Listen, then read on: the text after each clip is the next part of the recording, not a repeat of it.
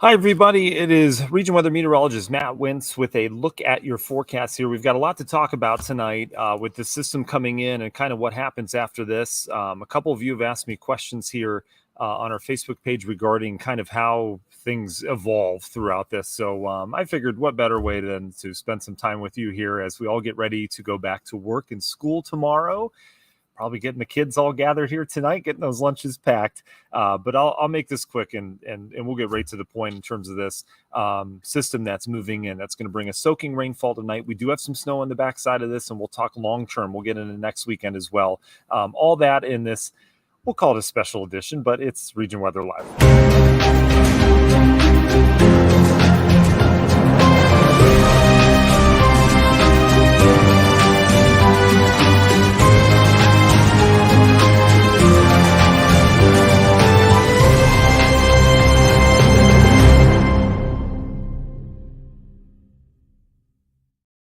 And welcome in, everybody, and Happy New Year to you. I hope you guys are doing well. I appreciate you, allowing us to have yesterday off so I could be with the family. We're back at it today. I know a lot of you getting back at it tomorrow, as holidays are over with, and tomorrow's the roughest day of getting back to work and school. I know how you feel.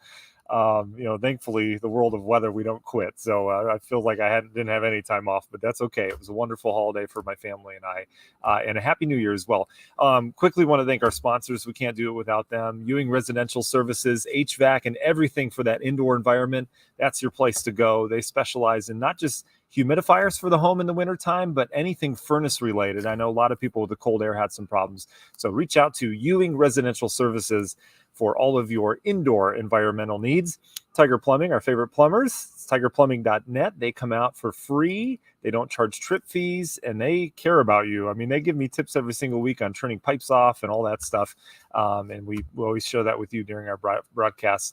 But if you have any plumbing problems whatsoever, tigerplumbing.net, the place to go. Grieger's Chrysler Dodge Jeep Ram out of Valparaiso, our favorite Jeep dealership in Northwest Indiana.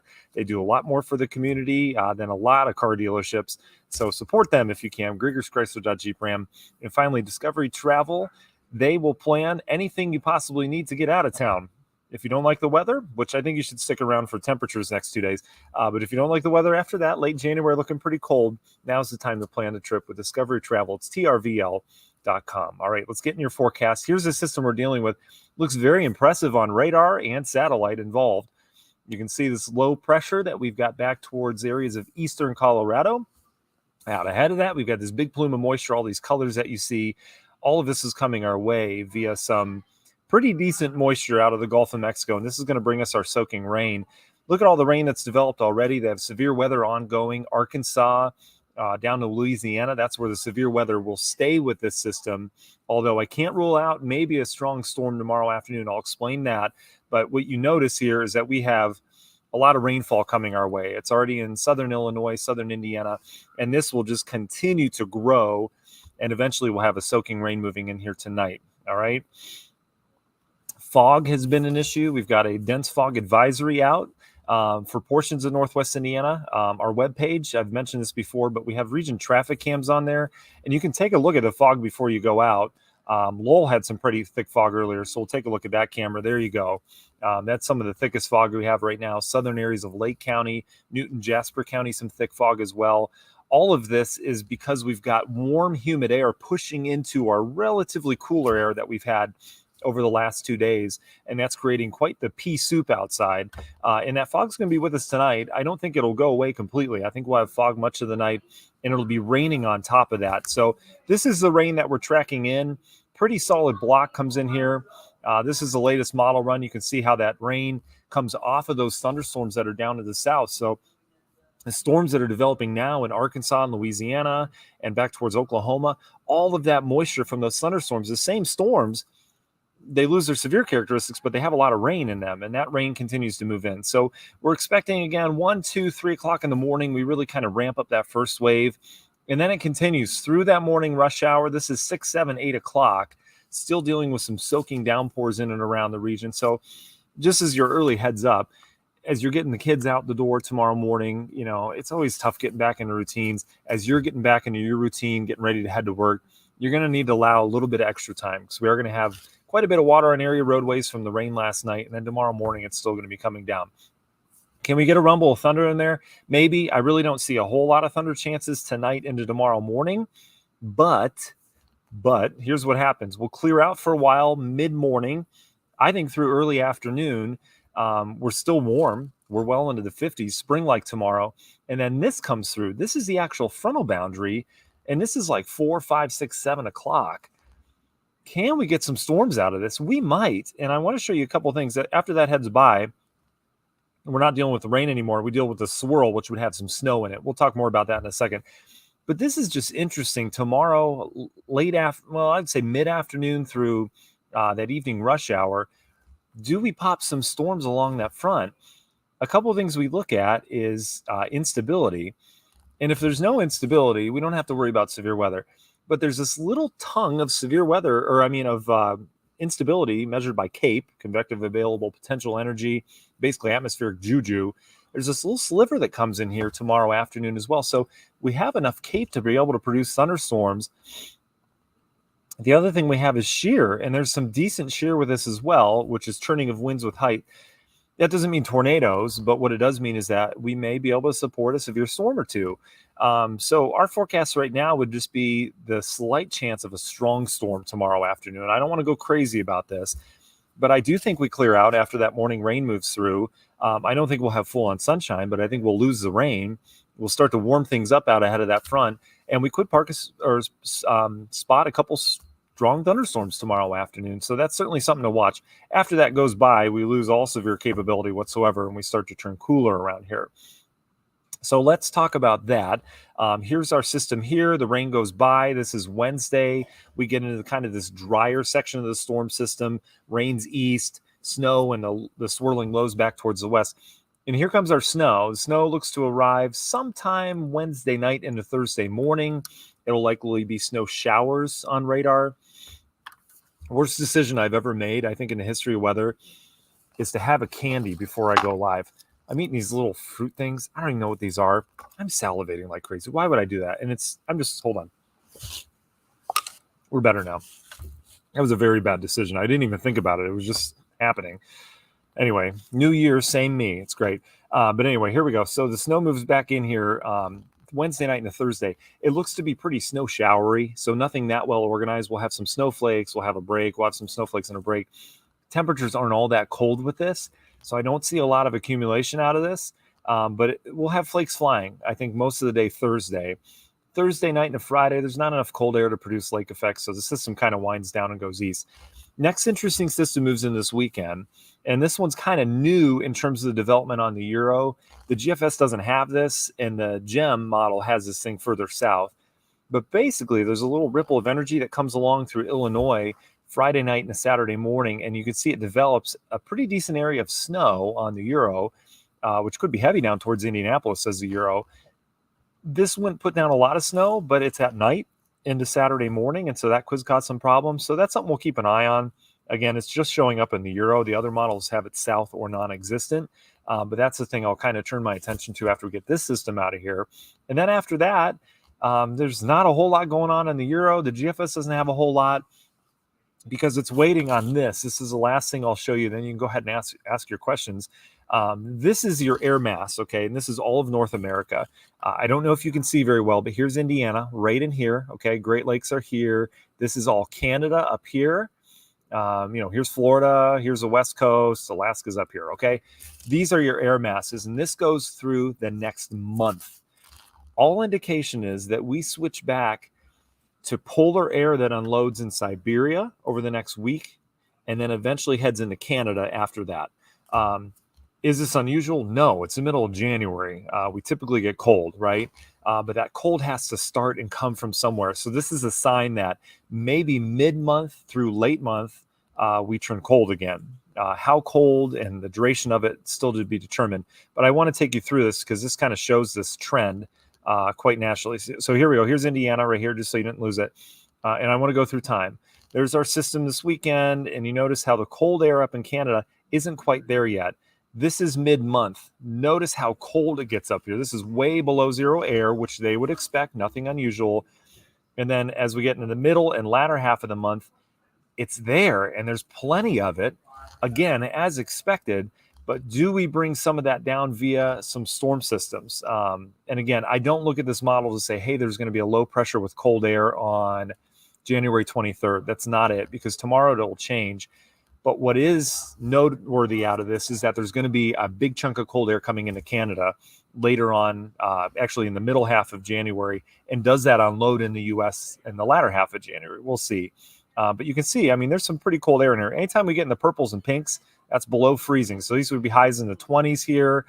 You know, another little blast right there. I mean, these are all little nuances in the forecast. End of the forecast here, this is getting into February 1st and 2nd. That would be an Arctic outbreak. So something to watch. But the one thing we see is this is the beginning now. There's not a ton of cold air up in Canada. And a week from now, there's a lot of cold air up in Canada. All right, everything's global. It kind of ebbs and flows. And we look at things like the stratosphere warming up. When the stratosphere warms, the cold air comes out and away from the North Pole. That's part of the polar vortex, all sorts of stuff like that. But I just want to give you an early heads up that middle to late January, we're going to be watching this cold air mass in Canada and where it goes from there. Okay. All right. So I got the candy out of my mouth. Feel much better. I hope you guys are doing okay. I know there's a lot going on in the world right now. I don't know, for those of you that have been watching the Monday Night Football game, awful situation with the player collapsing. I hope he's okay. I heard the latest information, our newsroom's on it, that he is breathing, but not on his own. So that's something I know that's on the mind of a lot of people. It's kind of a heavy feel around here, right? If you've been watching that. If not, that's what's going on in the world of sports right now.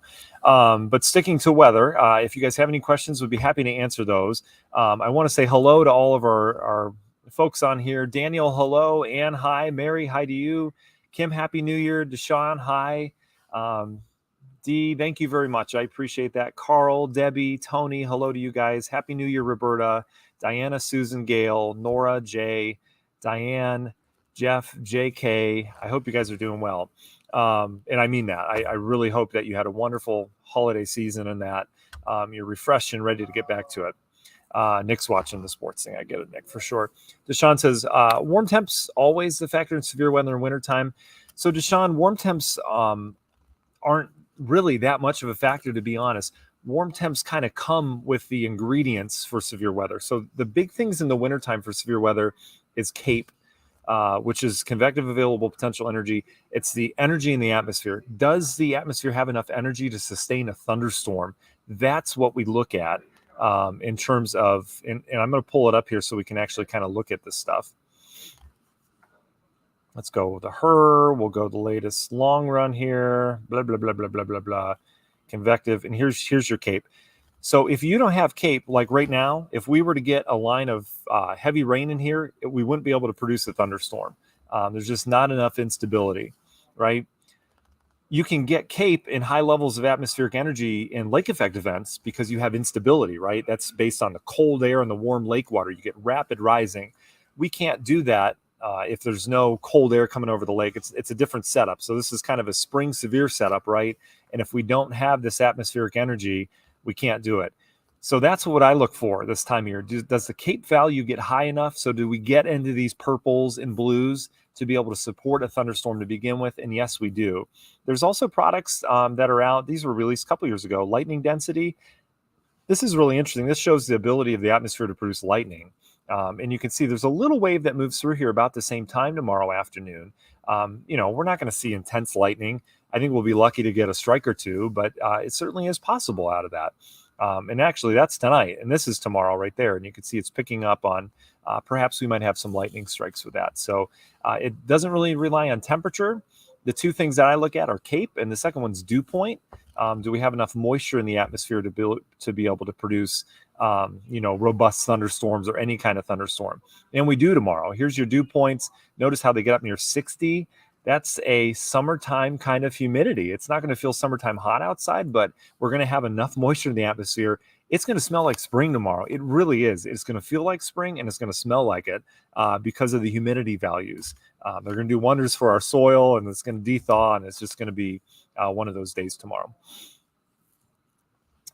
Yeah, Maxwell, if we get storms tomorrow, he says pretty rare for January. Yeah, we don't typically get a lot of thunderstorm activity in January. I went back in time, and it's about every 3 or 4 years we get a little surge of warmth. It usually lasts a day in January. It's out ahead of a front, much like this. But I went back. Our last one was 2020. We had a really warm day in January. The one before that was 2017, 2014, and then 2009 or 2009. I guess I wouldn't say that. But anyway, it's interesting. Every 3 or 4 years, we get this one warm day. And once you know it, our last one was 2020. And so we kind of do this year. It's really interesting to put that together. But, yeah, this is rare territory. But tomorrow, the heavens have aligned and we've got a pulley system of lows and highs that's going to bring the system up from the Gulf and bring this warm air in here. And a lot of it has to do with this is already in place. It was already warm down towards the south with last week's system, and it kind of kept the warmth down there. So we're able to tap into that this time. So pretty spring-like tomorrow for sure, especially with those thunderstorm chances. Mark says, good evening. Today was warm enough to build rail sections on your front porch. Mark, that's bonus territory. You're probably waiting until spring to do that. But yeah, it's wonderful, but it's very brief. I want to make that very clear for sure. Yep, and Maxwell brings up a good point about longer daylight this month. We gain about 45 minutes of daylight by the end of the month. We're gaining about a minute a day right now. So, you can consider that about 50 seconds at the end of the day, about 10 seconds in the morning, because our sunrises have been getting, and they're going to continue to get a little bit later in the morning for about another week. It just has to do with the way everything goes with Earth curvature and calendars and exact time and all that stuff. But our sunsets continue to get later, and overall we're gaining about a minute of daylight a day. So that will continue to go up every day. By the end of the month, we're gaining, I think, about a minute 30 per day. So not too bad for sure. All right. Well, I think that's it, guys. Mark's going back to plowing tomorrow. So that's, it's January. Thank you, Mark, for doing that. Patricia, hello to you as well. Okay, guys, I guess that's it. So I'll let you go. I just wanted to kind of chit chat about the system that's moving through and kind of where we go from here. Again, soaking rain tonight, morning rush hour tomorrow. We're going to have rain around. So a little extra time out the door. We should dry out for a little bit, and then we'll keep our eye on that afternoon thunderstorm chance. I know that's weird to say. And then after that, we turn cooler, nothing barbarically cold, but we look pretty good. Okay, so there we go. All right, you guys have a wonderful evening. I appreciate you joining me tonight, and Happy New Year to you. We'll be with you here the rest of the week, as you'd expect.